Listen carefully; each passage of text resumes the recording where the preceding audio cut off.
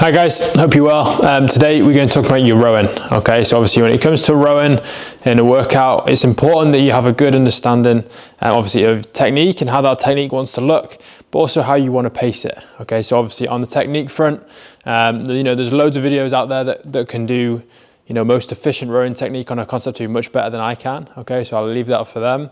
But for today, we're going to talk about how to make sure that you're getting your pacing strategy right, so that you're making the most of your rowing within a Metcon or just on its own. Okay, so obviously when you're doing rowing in a workout, the main thing you want to look for is consistency. Okay, what you really don't want to do, let's say you're doing a 500 meter row in with other exercises, is to start off, do that first 200 meters at like a 130 pace, okay, and then by the end you drop down to like a 150 pace, okay, because obviously that's going to be very exhausting. All right, it's going to wipe you out for the rest of the workout.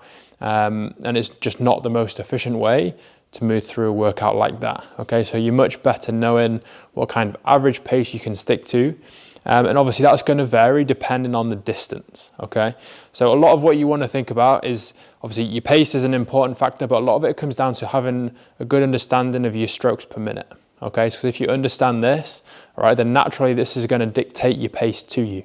Okay, because let's just say, and obviously you don't, but let's just say on every stroke you apply the same amount of force or power, and then that means that at a faster stroke rate, obviously you're going to go faster, and at a slower stroke rate, you're going to go slower, as you'd expect. Okay, so knowing how to control that and when to use which kind of stroke rate is important to help you regulate your speed, and obviously then that's going to make you more consistent, all right, and less fatigued after a workout. Okay, so let's just start off with the smaller distances that you might see within your typical Metcon. All right, so like say your 500 meters or your 20 calories.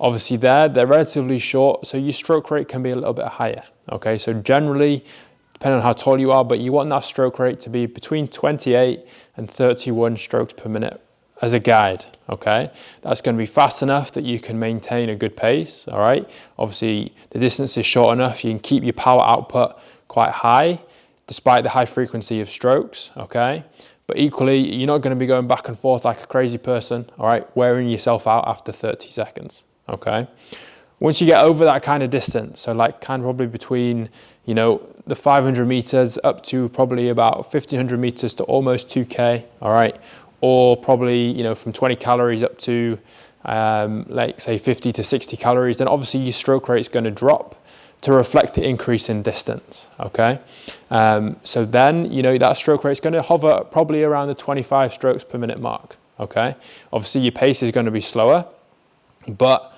again, if you can maintain that power output, it's going to be proportionate. All right, and it gives you more time to recover on every stroke. Okay, so that's going to help you maintain that power output, but also it's going to help you regulate your breathing a lot more, which is going to make your pace more consistent. And it's going to help then when you're doing that with other exercises in the workout, okay? Because obviously they're going to get your heart rate up too, all right? Once you're over that distance, okay, so we're talking kind of like 2K plus, all right? Then again, your stroke rate is going to drop a little bit more.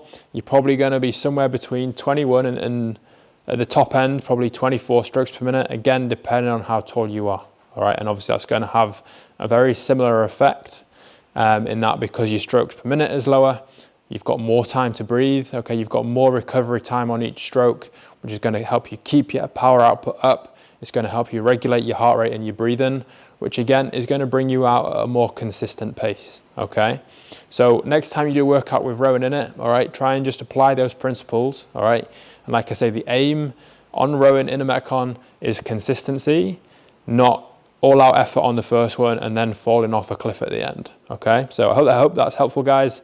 As always, any questions, feel free to give me a shout.